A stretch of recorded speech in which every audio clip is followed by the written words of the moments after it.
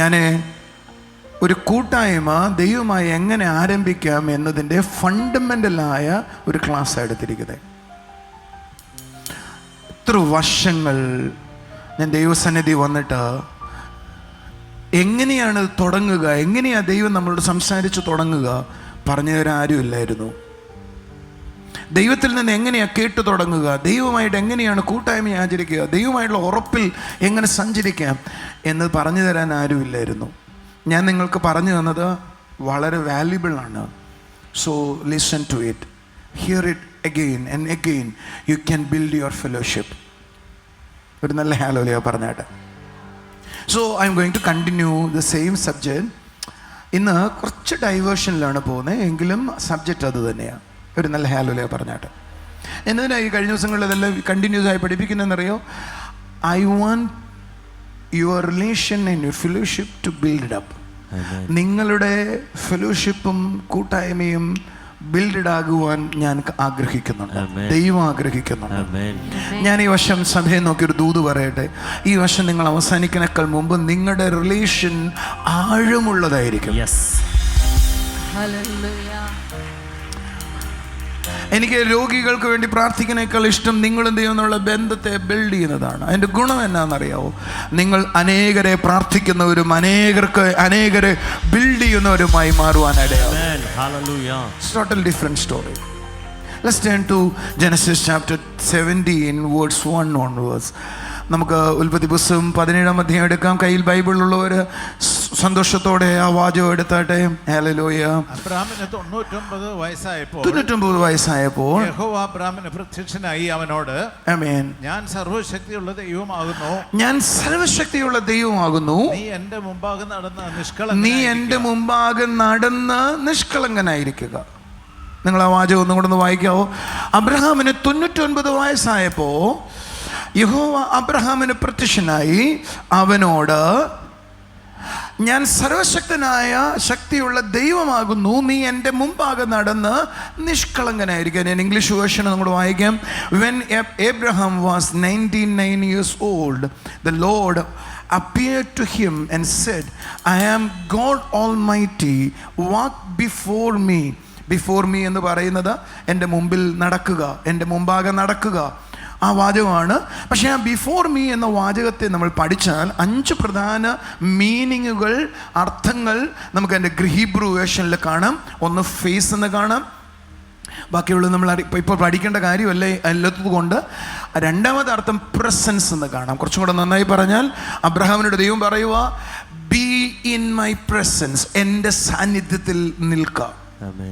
എല്ലാവരും പറഞ്ഞേ, എൻ്റെ സാന്നിധ്യത്തിൽ നിൽക്കുക. എല്ലാവരും പറ, ഹല്ലേലൂയ. എന്നിട്ട് പറയുക ദൈവം, അടുത്ത വാചകം പറയുക, and be in my presence and be blameless and complete എന്ന് പറഞ്ഞ് കുറ്റമില്ലാത്തവനും പരിപൂർണനുമാകേണ്ടതിനെ നീ എൻ്റെ സാന്നിധ്യത്തിൽ നിൽക്കുക. എല്ലാവരും പറഞ്ഞേ, കുറ്റമില്ലാത്തവനും. ശബ്ദകരുതി പറ, എന്നെ ബേർഡിനോട് കൂടിയാണ് ഞാനിവിടെ നിൽക്കുന്നത്. നിങ്ങൾക്കറിയോ? ഒരു ഹല്ലേലൂയ പറയാവോ? നിങ്ങൾ വിചാരിക്കരുത് നിങ്ങൾ മണിക്കൂറോളം പ്രസംഗിക്കാൻ ഭയങ്കര ഇൻട്രസ്റ്റ് ആണ്. അല്ലല്ലോ, എൻ്റെ ഉള്ളിലൊരു ഭാരം കാരണമാണ് ഞാനിവിടെ നിൽക്കുന്നത്. ഇത് നിങ്ങളുടെ ഉള്ളിൽ നിന്ന് കടന്നു വരണം. ആമേൻ. കൈകളടിച്ചൊരു ഹല്ലേലൂയ പറ. എന്നോടൊപ്പം പറഞ്ഞേ, കുറ്റമില്ലാത്തവനും. അടുത്ത വാചകം, പരിപൂർണനുമാകാൻ എൻ്റെ അടുക്കൽ നിൽക്കുക, എൻ്റെ സന്നിധിയിൽ നിൽക്കുക. It is a strange word. ഒരു വ്യത്യസ്തമായ വാക്കാണ്. ഈ വാചനത്തിനകത്ത് ദൈവം അബ്രഹാമിനെ എന്തോ കറക്റ്റ് ചെയ്യാൻ ശ്രമിക്കുന്നുണ്ട്. എൻ്റെ സന്നിധിയിൽ നിൽക്കുക എന്ന് അബ്രഹാമിനോട് ഇതുവരെ ദൈവം സംസാരിച്ചിട്ടില്ല. എൻ്റെ സാന്നിധ്യത്തിൽ നിൽക്കുക എന്ന് അബ്രഹാമിനോട് ഉൽപ്പത്തി 11 മുതൽ ഉൽപ്പത്തി 15 വരെ, അല്ല 16 വരെയുള്ള അധ്യായങ്ങളിൽ നമുക്ക് കാണാൻ കഴിയുന്നില്ല. ആദ്യമായിട്ട് ദൈവം പറയുന്നത്, നീ എൻ്റെ അടുക്കൽ നിൽക്കണം. ഒരു വാക്ക്. അബ്രഹാം ആരാ നിങ്ങൾക്കറിയോ? He's A father of faith. വിശ്വാസികളുടെ പിതാവാണ്, വിശ്വാസത്തിന്റെ പിതാവാണ്. ഒരു നല്ല ഹല്ലേലൂയ പറഞ്ഞാട്ടെ. ശബ്ദമേർന്നൊരു ഹല്ലേലൂയ പറഞ്ഞാട്ടെ. കുറച്ചും കൂടെ നന്നായി പറഞ്ഞ, അബ്രഹാമിനോട് ദൈവം ഇടപെടുക. ആ ഇടപെട്ടൊരു കാലാവധിയും കൂടെ കഴിഞ്ഞിട്ടാണ്. 15-ാം അധ്യായം കഴിയുമ്പോൾ ദൈവം അബ്രഹാമിനോട് സംസാരിച്ചിട്ട് പിന്നീട് നമ്മൾ കാണുന്നത് അബ്രഹാമിനെ ഹാഗാറിൽ കുഞ്ഞുങ്ങളുണ്ടാകുന്നത്. ആ അധ്യായം അവസാനിക്കുമ്പോൾ ദൈവം പറയുന്നത് ഇസ്മായേൽ അബ്രഹാമിനുണ്ടായപ്പോൾ അബ്രഹാമിന് 86 വയസ്സ്. 86 വയസ്സിന് ശേഷം ദൈവം അബ്രഹാമിനോട് സംസാരിക്കുന്നത് 99-ാമത്തെ വയസ്സിലാണ്. അതുവരെ സംസാരിച്ച ഒരു റെക്കോർഡും ബൈബിളിലില്ല.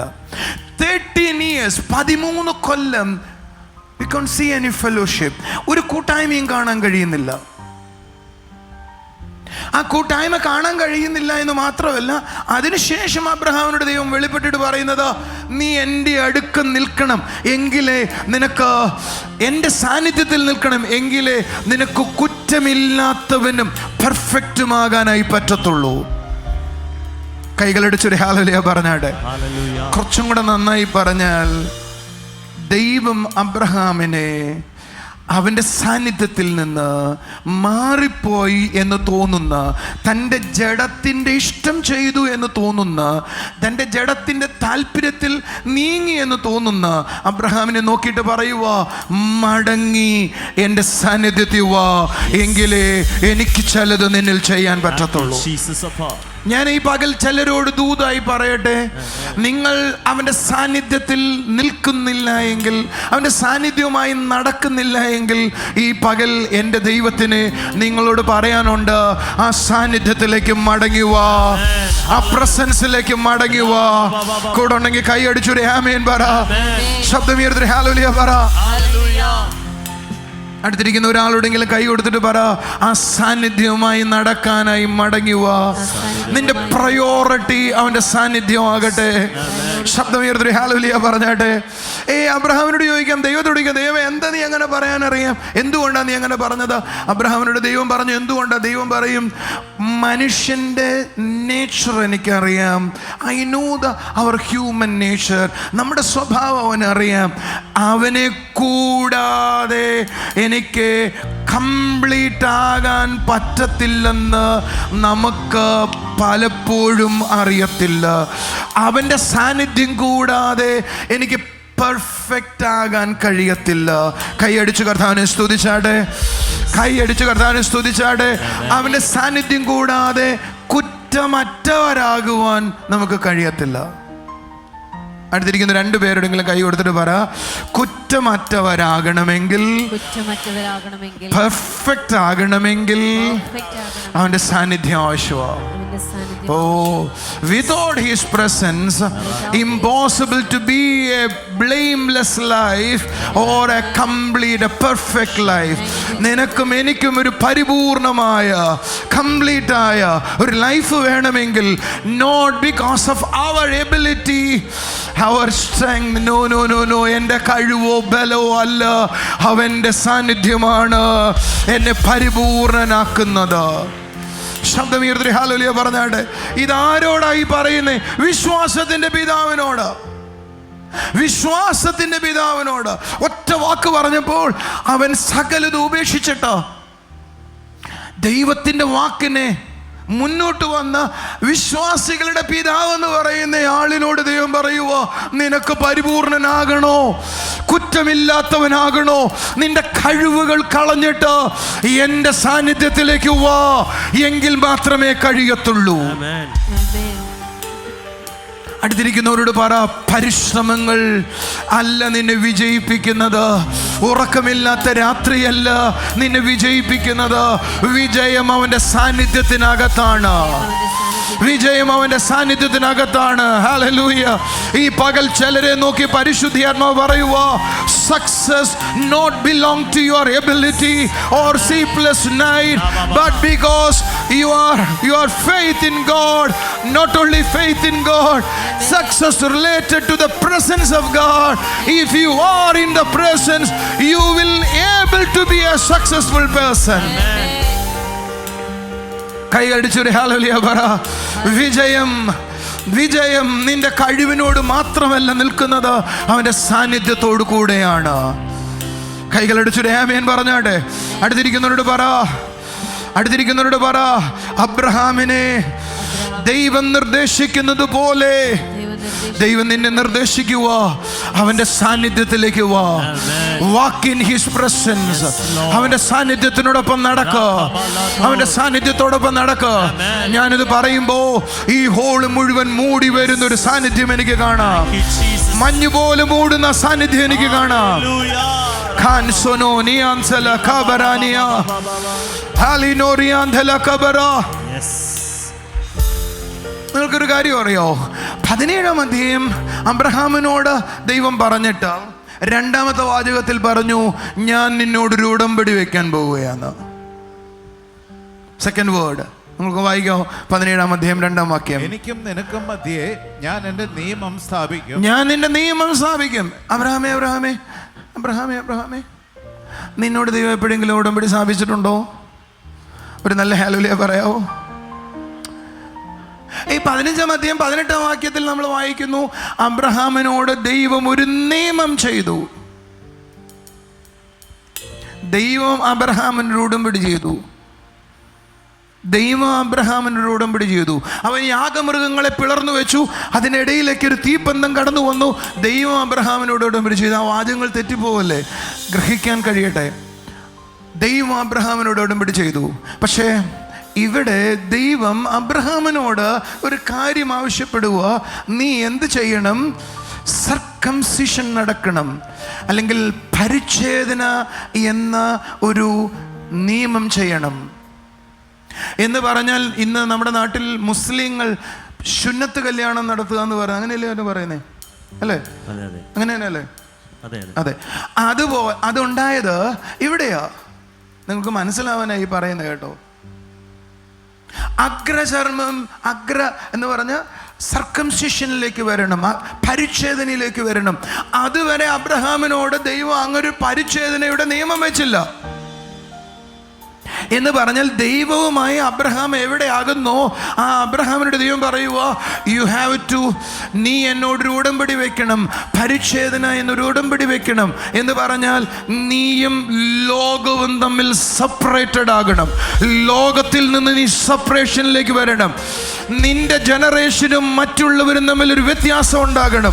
നിന്റെ പുരുഷനും മറ്റു പുരുഷനും തമ്മിൽ വ്യത്യാസം ഉണ്ടാകണം. നിന്റെ വീട്ടിലുള്ളവരും മറ്റുള്ളവരും തമ്മിൽ വ്യത്യാസം ഉണ്ടാകണം. എന്താ നിങ്ങൾ കൈയടിക്കാത്ത? ലോകത്തിൽ 2 ഗ്രൂപ്പ്. ഒന്ന് സർക്കംസിഷൻ ഉള്ള ഗ്രൂപ്പ്, 2 സർക്കംസിഷൻ ഇല്ല, പരിച്ഛേദനയുള്ളവർ, പരിച്ഛേദനയില്ലാത്തവർ. എൻ്റെ കൂടെ ഉണ്ടെങ്കിൽ കൈ അടിച്ചൊരു ഹല്ലേലൂയ പറഞ്ഞാട്ടെ. അബ്രഹാമിനെ ലോകത്തിൽ നിന്ന് പരിച്ഛേദനയിലേക്ക് ദൈവം കൊണ്ടുവരും. കുറച്ചും കൂടെ ആഴമത്തിൽ പഠിപ്പിക്കാൻ എനിക്ക് കഴിയും. അവിടെ എനിക്കത് കുറച്ചും കൂടെ വളർന്ന ആളുകളോട് പറയാനേ പറ്റുകയുള്ളൂ. കൈകളടിച്ചൊരു ഹല്ലേലൂയ പറഞ്ഞാട്ടെ, ശബ്ദമേറൊരു ഹല്ലേലൂയ പറഞ്ഞാട്ടെ.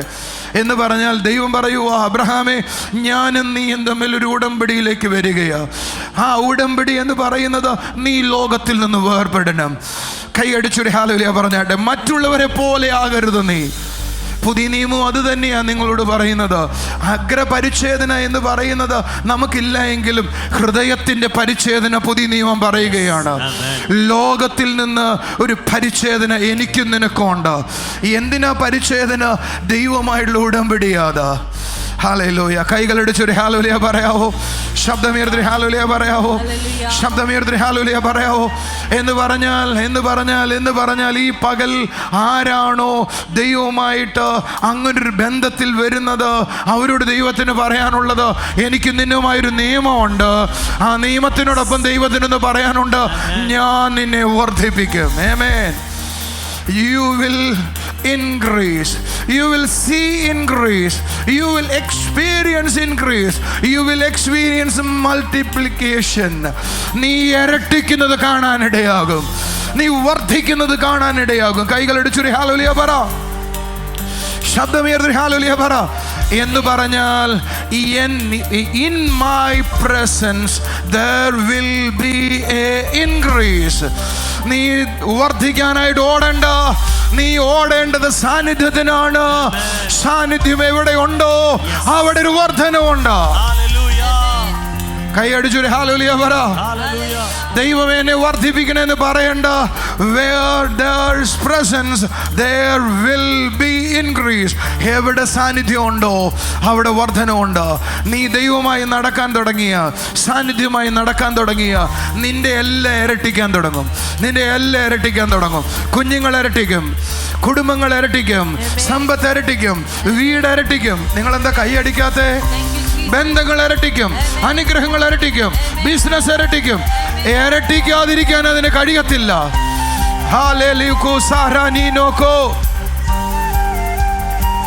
ഈ പകൽ ആരെങ്കിലും പ്രസൻസുമായി കൂട്ടിമുട്ടുന്നുവെങ്കിൽ, അവനുമായി ആ സാന്നിധ്യം എക്സ്പീരിയൻസ് ചെയ്യുന്നുവെങ്കിൽ, ലിസൺ, നീ വർദ്ധിച്ചേ പറ്റത്തുള്ളൂ, നീ ഇരട്ടിയായേ പറ്റത്തുള്ളൂ. കൈകളടിച്ചൊരു ഹല്ലേലൂയ പറ.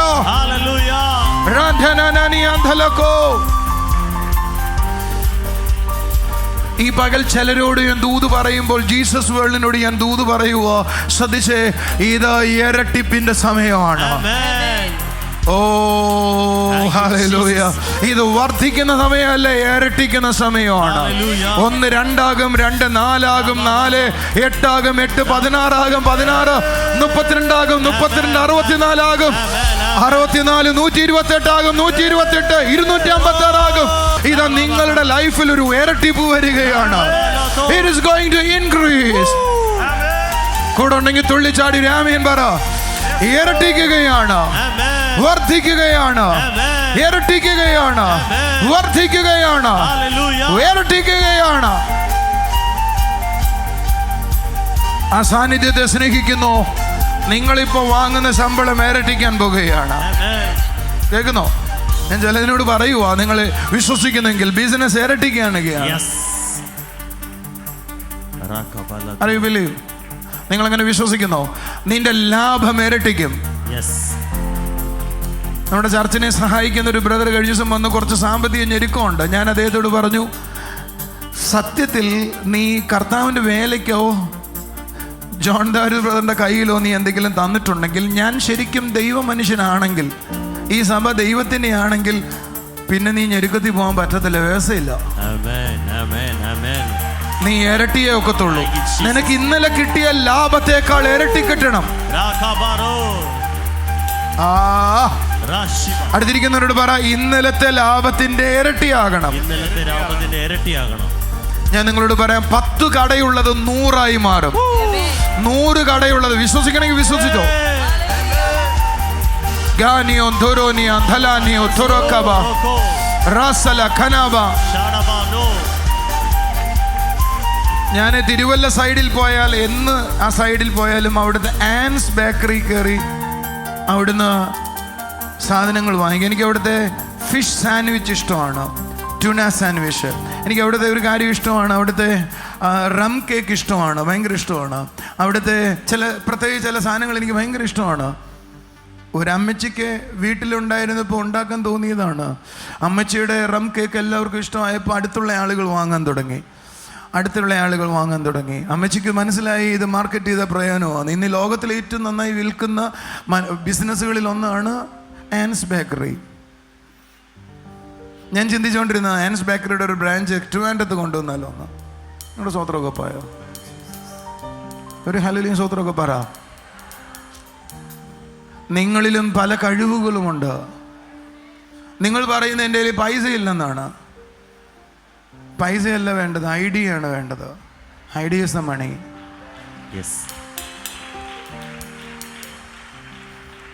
ഒരു ഹല്ലേലൂയ പറയാത്തത് എന്താ? പണമല്ല നിങ്ങൾക്ക് ആവശ്യമുള്ളത്, ദൈവത്തിൻ്റെ ജ്ഞാനമാണ് ആവശ്യമുള്ളത്. അത് നിങ്ങൾക്ക് പണത്തെ തരും. നിങ്ങളെന്താ കൈയടിക്കാത്ത? ഒരു ആമേൻ പറയാത്തെ? നിങ്ങളിൽ ഇതുവരെ ഇല്ലാത്ത ഐഡിയകൾ ഉണ്ടാകട്ടെ. നിങ്ങളെന്താ ആമേൻ പറയാത്തെ? ആശയങ്ങളാണ് വലുത് പണത്തെക്കാളും. അടുത്തിരിക്കുന്നവരോട് പറ, പണം ചെറുതാണ്, ആശയമാണ് വലുത്. ആശയങ്ങൾക്ക് വേണ്ടി ഇൻവെസ്റ്റ് ചെയ്യാൻ ആളുകൾ മുന്നോട്ട് വരും. കൈയടിച്ചൊരു ആമേൻ പറ. അബ്രഹാമേ, നീ എങ്ങനെയുള്ള ആളായിരുന്നു? 15-ാം അധ്യായത്തിൽ കഴിഞ്ഞ ആഴ്ച ഞാൻ പറഞ്ഞു, മുമ്പത്തെ ആഴ്ച പറഞ്ഞു, 15-ാം അധ്യായത്തിൽ അബ്രഹാമിനോട് ദൈവം സംസാരിച്ചു തുടങ്ങിയത് എപ്പോഴാണെന്ന് എനിക്കറിയത്തില്ല, പക്ഷെ രാത്രിയാണ് തുടങ്ങിയത്. ഒരുപക്ഷെ നേരം വെളുക്കിനേക്കാൾ മുമ്പാണ് തുടങ്ങിയെന്ന് സംശയമില്ല. 4 മണിക്ക് മുമ്പാണ്, ഉറപ്പാണ്. അതുകൊണ്ട് അബ്രഹാമിനെ ദൈവം കൈ പിടിച്ച് പുറത്തോട്ട് കൊണ്ടുപോയിട്ട് മേളിലേക്ക് നോക്കടാ, നക്ഷത്രങ്ങൾ എത്ര ഉണ്ടെന്ന് പറയാമോ എന്ന് ചോദിച്ചത്. നക്ഷത്രങ്ങൾ മങ്ങുന്നതിനേക്കാൾ മുമ്പാണ് അവൻ പ്രാർത്ഥന തുടങ്ങിയത്. പക്ഷെ പ്രാർത്ഥന അവസാനിച്ചത് എപ്പോഴാണ് അറിയാമോ നിങ്ങൾക്ക്? വൈകുന്നേരം സൂര്യൻ അസ്തമിച്ചപ്പോഴാണ്. എന്ന് പറഞ്ഞാൽ 10-18 മണിക്കൂറുകൾ അവൻ ദൈവത്തോടൊപ്പമായിരുന്നു. അബ്രഹാമിൻ്റെ 15-ാം അധ്യായം 17-ാം അധ്യായം എല്ലാം ഞാൻ വായിച്ചപ്പോൾ എനിക്ക് മനസ്സിലായി, അബ്രഹാമിൻ്റെ ഫെലോഷിപ്പുകൾ ആഴമുള്ളതായിരുന്നു. 10-15 മണിക്കൂറുകളായിരുന്നു ദൈവസന്നിധിയിൽ അബ്രഹാം ചെലവഴിച്ചിരുന്നത്. ആഴമുള്ളതായിരുന്നു. നിങ്ങൾ എൻ്റെ കൂടെ എത്തിയോ? ഒരു ഹല്ലേലൂയ പറയാമോ? ശബ്ദയോടെ ഹല്ലേലൂയ പറയാമോ? ആ ആഴമേറിയ പ്രസൻസിൽ നിന്നാണ് അബ്രഹാം ഒരാളുടെ വാക്കിനാൽ വശീകരിക്കപ്പെട്ടത്. R you listening? അതുകൊണ്ട് നിങ്ങൾ ചിന്തിക്കരുത് നമ്മളും വീഴാൻ വഴിയുണ്ട്. Don't think that way. ആരൊരാൾ സംസാരിക്കുമ്പോൾ പറഞ്ഞ് ഞാൻ ഓർമ്മിക്കുന്നു, ജ്ഞാനത്തിൻ്റെ ഏറ്റവും ഉന്നതനായ ആള് ശലോമോൻ വീണുപോയി. ശക്തിയിൽ ഏറ്റവും ബലവാനായ ശിംശോൻ വീണുപോയി. ദൈവത്തിൻ്റെ ഹൃദയപ്രകാരമുള്ള മനുഷ്യനായ ദാവീദും വീണുപോയി. പിന്നെയാണോ നമ്മൾ? എനിക്ക് എസെക്കിയേൽ പറഞ്ഞൊരു വാചകം ഇഷ്ടമാണ്. പുതിയ നിയമത്തിൽ അപ്പോസ്തല പ്രവൃത്തിക്ക് ശേഷം ആരെങ്കിലും വീണതറിയാവോ? ശിംശോൻ വീഴട്ടെ, ദാവീദും വീഴട്ടെ, നിങ്ങൾ വീഴത്തില്ല. ഒന്ന് കൈയടിച്ചൊരു ആമേൻ പറഞ്ഞാട്ടെ. ശബ്ദയോടെ ഹല്ലേലൂയ പറഞ്ഞാട്ടെ. നമ്മുടെ പ്രശ്നം എന്താണെന്നറിയോ? നമുക്ക് പലപ്പോഴും പരിശുദ്ധാത്മാവ് എങ്ങനെയാണ് നമ്മളിൽ പ്രവർത്തിക്കുന്നതെന്ന് വാസ്തവത്തിൽ അറിയത്തില്ല. അപ്പോസ്തല പ്രവൃത്തി 2-ാം അധ്യായം 17-ാം വാക്യം നമുക്ക് സുപരിചിതമായ വാക്യം. അന്ത്യകാലത്ത് ഞാൻ സകല ജഡത്തിന് മേലും എൻ്റെ ആത്മാവിനെ പകരും. നിങ്ങളുടെ പുത്രന്മാർ മതി. അന്ത്യകാലത്ത് സകല ജഡത്തിന് മേലും എൻ്റെ ആത്മാവിനെ പകരും. ഒരു ഗ്ലാസ് എടുത്തുകൊണ്ട് വരാമോ?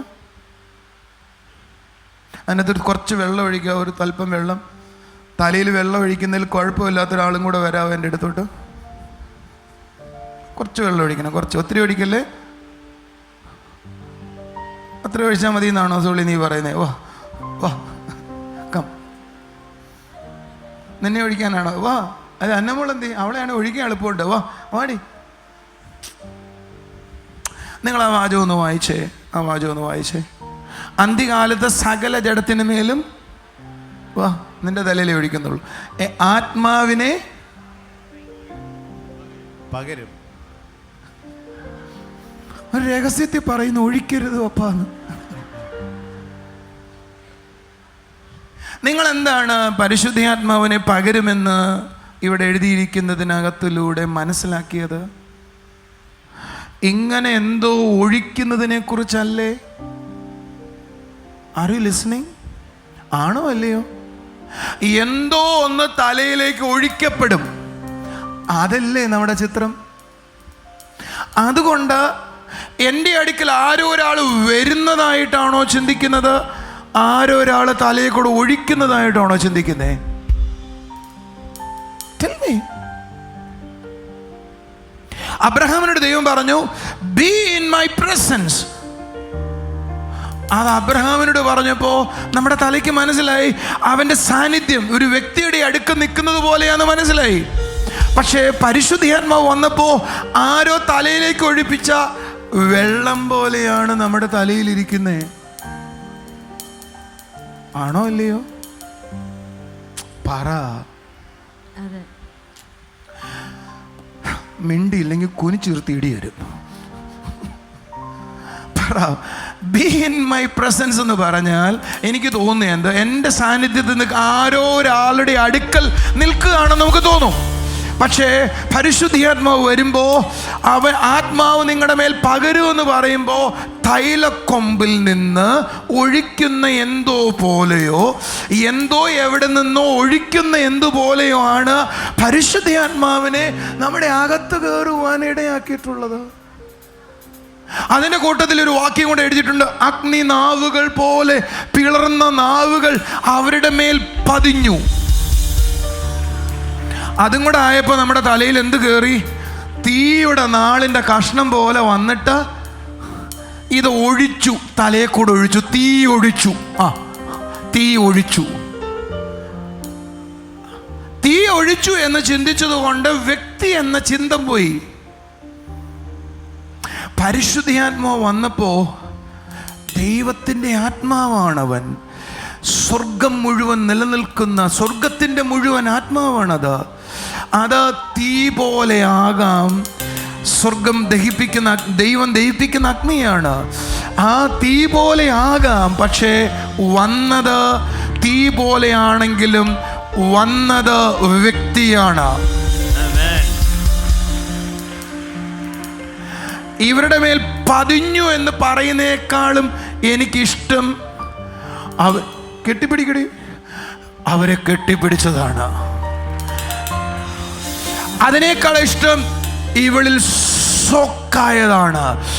പരിശുദ്ധാത്മാവ് ഒരു വ്യക്തിയെ പോലെ വന്ന് ഇവളിൽ ഒന്നായി തീർന്നു, ഒരു വ്യക്തി പോലെ.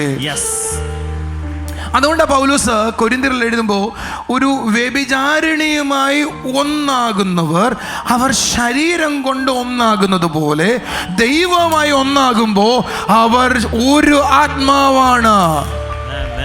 കൈകളടിച്ചൊരു ഹല്ലേലൂയ പറയണം. പക്ഷെ പരിശുദ്ധാത്മാവ് തലയിൽ ഒഴിച്ച ലക്ഷണത്തിലാണ് നമ്മുടെ തലയിൽ ഇരിക്കുന്നത്. ഏതോ വെള്ളം കോരി തലയിൽ ഒഴിച്ച പോലെയും ഏതോ തീ കോരി തലയിൽ ഒഴിച്ച പോലെയോ അകത്തുള്ളത്. തീ പോലെയാണ് വന്നതെങ്കിലും വ്യക്തിയായാണ് പരിശുദ്ധാത്മാവ് വന്നത്. വ്യക്തിയാണെന്ന് നിങ്ങൾ മനസ്സിലാക്കുന്നില്ല എങ്കിൽ നിങ്ങളുടെ ഫെലോഷിപ്പ് മുറിഞ്ഞു പോകും. അബ്രഹാമിനോട് ദൈവം പറഞ്ഞു, എൻ്റെ സാന്നിധ്യത്തിൽ നിൽക്കുക. നിങ്ങൾക്ക് എന്താ തോന്നുന്നത്? ആ വാചകം ഒന്ന് വായിക്കാവൂ. അപ്പോസ്തല ഉൽപ്പത്തി പുസ്തകം 17-1 വാക്യം. 99 വയസ്സായപ്പോൾ യഹോവ അവന് പ്രത്യക്ഷനായി അവനോട് ഞാൻ സർവശക്തിയുള്ള ദൈവമാകുന്നു, ബി ഇൻ മൈ പ്രസൻസ്. എല്ലാവരും പറഞ്ഞേ, ഇൻ മൈ പ്രസൻസ്. ഉറക്കെ പറ, ഇൻ മൈ പ്രസൻസ്. ആ വാചകത്തിൽ നിന്ന് നിങ്ങൾക്ക് എന്താ മനസ്സിലായേ? ആരാ അപ്പോൾ അബ്രഹാമിന്റെ കൂടെ ഇറങ്ങി നിൽക്കുന്നയാള്? പ്രസൻസ് ആണ്, സാന്നിധ്യമാണ്. കുറച്ചും കൂടെ നന്നായി പറഞ്ഞാൽ എന്താണ്? ദൈവത്തിൻ്റെ ആത്മാവ് അവിടെ പ്രത്യക്ഷമായിട്ടുണ്ട്. ഓ, ഒന്ന് കൈയടിക്കേ.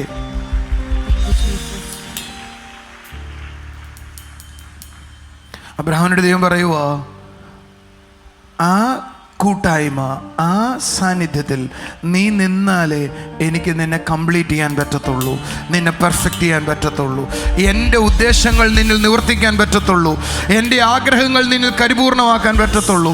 കൈകളടിച്ചൊരു ഹല്ലേലൂയ പറഞ്ഞാട്ടെ. ഫെലോഷിപ്പ്. എല്ലാവരും പറഞ്ഞേ, ഫെലോഷിപ്പ്. 1 കൊരിന്ത്യർ 1:8-9 വായിക്കും. എന്നെ മോളൊന്ന് വായിക്കാം. വരാമോ എൻ്റെ അടുത്തേക്ക്? എന്നെ മോളൊന്ന് അല്ല, സോളി വന്നാൽ മതി. 1 കൊരിന്ത്യർ 1:8-9 വാക്യങ്ങൾ. നമ്മുടെ കർത്താവായ യേശുക്രിസ്തുവിന്റെ നാളിൽ കുറ്റമില്ലാത്തവരായി ഇരിക്കേണ്ടതിന് അവിടെ എഴുതിയിരിക്കണ്ടോ? അബ്രഹാമിനോട് ദൈവം പറഞ്ഞു, ബി ബ്ലെയിംലെസ്. അതേ വാചകമാണ് ഇവിടെ എഴുതിയിരിക്കുന്നത് ഇംഗ്ലീഷിലെ. കർത്താവിന്റെ നാളിൽ, കർത്താവ് വരുമ്പോൾ നിങ്ങൾ കുറ്റമില്ലാത്തവരായിരിക്കേണ്ടതിനെ അവൻ നിങ്ങളെ അവസാനത്തോളം ഉറപ്പിക്കും. അവസാനം വരെ ദൈവം നിന്നെ നിർത്തിക്കൊള്ളും. ഒരു പേടിയും പേടിക്കണം, നിങ്ങൾ വീഴത്തില്ല. അടുത്തിരിക്കുന്നവരോട് പറയാം, നിങ്ങൾ വീഴത്തില്ല, ഒരു കുറ്റവും നിങ്ങൾക്കുണ്ടാകത്തില്ല. പക്ഷെ അടുത്ത വാചകം കുറച്ചും കൂടെ ഗൗരവമുള്ളതാണ്. തന്റെ പുത്രനും നമ്മുടെ കർത്താവായ യേശുവിന്റെ കൂട്ടായ്മയിലേക്ക് നോക്ക. എന്നെ ദൈവം എന്ത് ചെയ്തിരിക്കുക? ഒരു കൂട്ടായ്മയിലേക്ക് വിളിച്ചിരിക്കുക. പരിശുദ്ധാത്മാവാകുന്ന ദൈവത്തോട് എനിക്കൊരു കൂട്ടായ്മയുണ്ട്. ആ കൂട്ടായ്മയിൽ നീ നിൽക്കുന്നുവെങ്കിൽ കർത്താവിന്റെ വരവോളം നിനക്കൊരു കുറ്റം ഉണ്ടാകത്തില്ലെന്നാ. Amen. Hallelujah. എന്നിട്ട് പൗലോസ് ഒരു പറച്ചിൽ പറഞ്ഞു, ദൈവം വിശ്വസ്തനാണ് Yes. എന്ന് പറഞ്ഞ നീ ഈ കൂട്ടായ്മയിൽ നിൽക്കുന്നുവെങ്കിൽ വീഴാതെ നോക്കാൻ ദൈവം വിശ്വസ്തനാണ്. ഓ, കൈയടിച്ച് ലേമീൻ പറയില്ല. ഈ കൂട്ടായ്മയിൽ നിങ്ങൾ നിൽക്കുന്നിടത്തോളം ദൈവം എന്ത് ചെയ്യാൻ വിശ്വസ്തനാണ്? നിന്നെ വീഴാതെ നോക്കാൻ വിശ്വസ്തനാണെന്നാ. ഞങ്ങൾ രണ്ടുപേരും കൂടെ ഒന്ന് വർത്താനം പറയുവേ. വർത്താനം പറയുന്നതിൻ്റെ ഇടയിൽ അന്നമോള് വന്നിട്ട് ഓരോ കാര്യങ്ങൾ പറയും. ഞാനത് കേൾക്കത്തില്ല. അവള് പറയും അപ്പാ, ഞാൻ കേൾക്കത്തില്ല. ഞാൻ പറയും ഞങ്ങൾ വർത്തമാനം പറയുന്നതിൻ്റെ ഇടയിൽ എന്തിനിടെ നീ വർത്തമാനം പറയുന്നേ? അടുത്തിരിക്കുന്നവരോട് ചോദിച്ചേ, ഞങ്ങൾ വർത്തമാനം പറയുന്നതിൻ്റെ ഇടയിൽ എന്തിനാ നീ വർത്തമാനം പറയുന്നേ? ചോദിക്കേ. ഞങ്ങൾ വർത്തമാനം പറയുന്നത് കൊണ്ട് അവളുടെ വർത്തമാനം എൻ്റെ തലയിൽ കയറാത്ത. Yes. ഞാൻ വർത്തമാനം പറയുന്നോണ്ടാ അവള് പറയുന്നത് ഞാൻ മൈൻഡ് ചെയ്യാത്ത. ഞങ്ങൾ വർത്തമാനം പറച്ചിൽ നിർത്തിയ അവള് പറയുന്നത് ഞാൻ കേൾക്കാൻ തുടങ്ങും.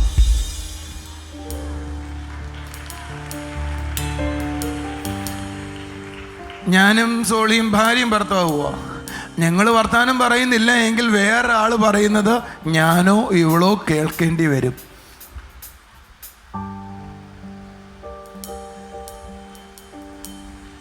നിങ്ങൾ പറയുന്നത് എനിക്കൊരു കുഴപ്പമില്ല. എവിടെ ആദ്യം ഈ വർത്തമാനം ശരിയായാലേ വേറൊരു വർത്തമാനം കയറാതിരിക്കത്തുള്ളൂ.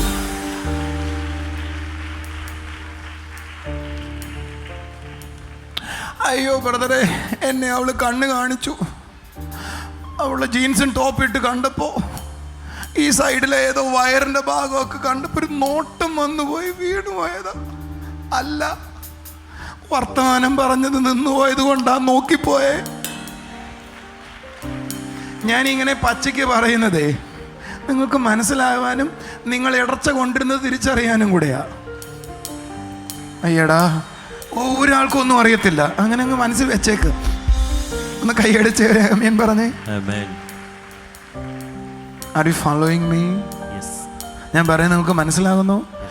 ഞങ്ങൾ തമ്മിൽ അടുത്തൊരു ബന്ധമില്ലെങ്കിലേ വേറൊരാൾക്ക് കയറാൻ പറ്റത്തുള്ളൂ. ദൈവം പറയുവാ, നമ്മൾ തമ്മിലുള്ള ഫെലോഷിപ്പ് നിൽക്കുന്നിടത്തോളം കാലം ഒരു കുറ്റവും കൊണ്ടുവരാൻ പിശാചിന് പറ്റത്തില്ല. ഇത് നിലനിൽക്കുന്നിടത്തോളം കാലം ഞാൻ ഫെയ്ത്ത്ഫുൾ ആണ്, വിശ്വസ്തനാണ്. നിങ്ങളെന്താ കൈ അടിക്കാത്ത ഒരു ആമീൻ പറയാത്തെ? ഒരു പിശാചിനും ഒരു തന്ത്രത്തിനും നിങ്ങളെ വീഴ്ത്താൻ കഴിയത്തില്ല. കൂട്ടായ്മയുണ്ടെങ്കിൽ അവൻ വന്ന് വർത്താനം പറയുന്നതിൻ്റെ ഇടയിൽ നിങ്ങൾക്ക് കേൾക്കാൻ സമയമില്ല. രാവിലെ കർത്താവിനോട് ഇങ്ങനെ പറഞ്ഞായിരുന്നു കേട്ടോ, ഞാൻ നടക്കുമ്പോൾ പരിശുദ്ധാത്മാവൻ ഇങ്ങനെ അതിൻ്റെ ഇടയിൽ എങ്ങനെയല്ല അവന് സമയം. നമുക്ക് വല്ല മനസ്സിലാവുന്നോ? ഒരു നല്ല ഹല്ലേലൂയ പറഞ്ഞേ. എനിക്കറിയാം ഇതൊരു എബോവ് ആയ ചിന്തയാണ്, ഇത് പരിചയമില്ലാത്തവർക്ക് മനസ്സിലാകാത്ത കാര്യമാണ്. പക്ഷെ കേൾക്കുന്നതോറും നിങ്ങൾക്ക് കുറേശ്ശെ മനസ്സിലാകും, നിങ്ങൾ അവിടേക്ക് എത്തുകയും ചെയ്യും. ഒന്ന് മനസ്സിലാക്കണം, ഭാര്യയോട് വർത്തമാനം പറഞ്ഞാൽ വേറൊരു പെണ്ണും അതിൻ്റെ ഇടയിൽ കയറത്തില്ല. നിങ്ങളും കയറിയല്ലോ. അതേപോലെ യേശുവായിട്ട് വർത്തമാനം പറഞ്ഞാൽ വേറൊരുത്തിനും അതിൻ്റെ ഇടയിൽ കയറാൻ പറ്റത്തില്ലെന്ന് മനസ്സിലായി. അത്രയും പറയാം, മനസ്സിലായി. ഇനി വേറെ പെണ്ണെന്ന് മാത്രമല്ല, വേറെ 6 പാക്കും കയറത്തില്ലെന്ന് വിചാരിച്ചോണം. കണ്ടോ, അതിന് കൈയടി പോയി. സഹോദരിമാരുടെ കാര്യം പറഞ്ഞപ്പോൾ എല്ലാവരും കൈയടിക്കുമായിരുന്നു. സഹോദരന്മാരുടെ കാര്യം പറഞ്ഞപ്പോൾ എല്ലാവരും മാന്യന്മാരായി. Listen to me. നമുക്കെല്ലാം വിചാരങ്ങളുണ്ട്. പക്ഷെ അത് നമ്മുടെ ഇടയിൽ കയറണമെങ്കിൽ നമ്മുടെ ഇടയിൽ ഗ്യാപ്പ് വേണം. ഈ അന്ത്യകാലത്ത് എൻ്റെ ആത്മാവിനെ പകരും എന്നത് തലയിൽ കയറിയിരിക്കുന്നതുകൊണ്ട് ഈ കുപ്പിയിൽ നിന്ന് വെള്ളം ഒഴിക്കുന്ന പോലെ എന്തോ ഒഴിച്ചതായിട്ടാണ് തലയിലുള്ളത്. കുപ്പിയിൽ നിന്ന് വെള്ളം ഒഴിച്ച പോലെ എന്തോ തലയിൽ വന്നതല്ല, ഒരാൾ കൂടെ വന്നതാ. അതുകൊണ്ട് അബ്രഹാമിനോട് ദൈവം പറഞ്ഞ്, എൻ്റെ സാന്നിധ്യത്തിൽ നിൽക്ക്, എങ്കിലേ എനിക്ക് ചിലത് ചെയ്യാൻ പറ്റത്തുള്ളൂ. ദ സെയിം വേ, അതേപോലെ. എല്ലാവരും പറഞ്ഞേ അതേപോലെ. ശബ്ദവർത്തി പറ, അതേപോലെ. അവൻ്റെ സാന്നിധ്യത്തോടൊപ്പം നടക്കാനാ പരിശുദ്ധാത്മാവിൻ്റെ കൂടെ വന്നത്. അവൻ എൻ്റെ കൂടെ ഉണ്ട്. He is with me.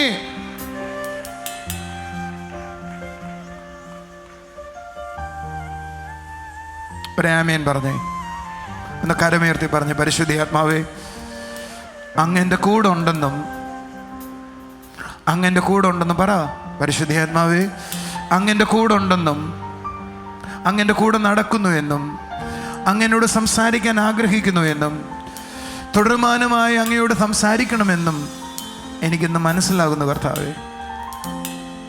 ഞാൻ അങ്ങയെ ഇഗ്നോർ ചെയ്ത അല്ലെങ്കിൽ തള്ളി മാറ്റി വെച്ച സാഹചര്യങ്ങളിൽ നിന്നെല്ലാം ഞാൻ പിന്തിരിഞ്ഞു വരികയാണ്.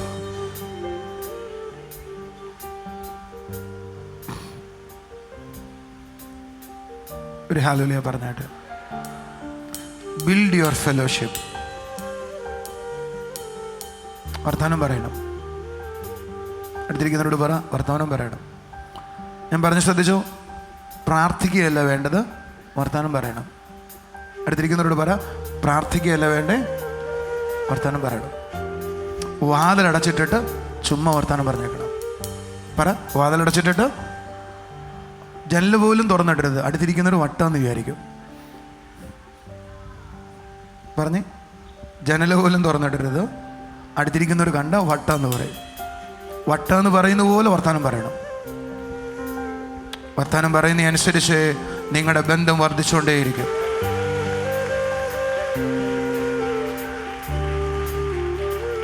അടുത്തിരിക്കുന്നവരോട് പറ, വാതിലും ജനലെ അടച്ചിട്ടിട്ട് നിന്നെ രഹസ്യത്തിൽ കാണുന്ന പിതാവിനോട് സംസാരിക്കണം. ആളുകൾ വട്ടാന്നേ പറയത്തുള്ളൂ, കണ്ട വട്ടാന്നേ പറയൂ. പക്ഷെ അങ്ങനെ പറയുന്നവരെ തോൽപ്പിക്കാൻ ഈ ലോകത്തിൽ ആർക്കും കഴിയത്തില്ല. നിങ്ങൾ വർത്തമാനം പറയാൻ തുടങ്ങിയാൽ നിങ്ങളുടെ ഉള്ളിൽ ചില തോന്നലുകൾ വരും, ചിലത് മനസ്സിലാകും. ആ മനസ്സിലാകുന്നതും തോന്നലുകളും കുറച്ച് കഴിയുമ്പോൾ ഏതായിരുന്നു ദൈവത്തിൻ്റെ ശബ്ദമെന്ന് നിങ്ങൾ മനസ്സിലായി വരും. അതാണ് നിങ്ങളുടെ സക്സസിൻ്റെ രഹസ്യം. കുറച്ചും കൂടെ ആഴത്തിൽ എനിക്ക് പഠിപ്പിക്കണം എന്നുണ്ടത്. ഞാൻ ഈ പരിശുദ്ധാത്മാവ് പകരുമെന്ന് പറഞ്ഞതിനെ കുറച്ചും കൂടെ ഉള്ളിലേക്ക് അടുത്ത ആഴ്ച ഞാൻ പഠിപ്പിക്കാം. നിങ്ങൾ മിസ് ചെയ്യരുത്. കഴിഞ്ഞ ഞായറാഴ്ചത്തിന് മുമ്പത്തെ ഞായറാഴ്ചത്തെ മെസ്സേജ് ഒന്നും കൂടെ കേൾക്കണം. ഞാൻ ഈ ഞായറാഴ്ച എല്ലാ ചർച്ചിലും അത് തന്നെ വീണ്ടും പ്രസംഗിക്കാൻ പറഞ്ഞിരിക്കുന്നത്. കാരണം അതൊന്നും കൂടെ കേട്ടാലും കുഴപ്പമൊന്നുമില്ല, 5-6 പ്രാവശ്യം കേട്ടാലും കുഴപ്പമില്ല. നിങ്ങൾക്കത് മനസ്സിലാവുന്നവരെ കേൾക്കണം. റൈറ്റ്? എത്ര പേര് പറഞ്ഞാൽ കേൾക്കും? ഇന്നത്തെയും കേൾക്കണം. ആദ്യത്തെ കുറച്ച് നേരം ഞാൻ എൻകറേജ് ചെയ്യാനാണ് സംസാരിച്ചത്. അതും സത്യമോ, നിങ്ങൾ മനസ്സിലാക്കേണ്ട ട്രൂത്ത് സംസാരിച്ച്. പക്ഷേ ഇത് കുറച്ചും കൂടെ വ്യത്യാസമായ കാര്യം. ഒരു ഹല്ലേലൂയ പറഞ്ഞാട്ട്. പ്രിയ കർത്താവേ, ഞാൻ ഈ ജനത്തിനായി പ്രാർത്ഥിക്കുന്നു. നീ ഞങ്ങളോട് സംസാരിച്ചല്ലോ, നീ ഞങ്ങളോട് ഇടപെട്ടല്ലോ, ഞങ്ങളുടെ ചിന്താഗതികളോട് നീ സംസാരിച്ചല്ലോ. അവിടുന്ന് ചെയ്യുന്ന കൃപയ്ക്കായി നന്ദി. In Jesus name, amen.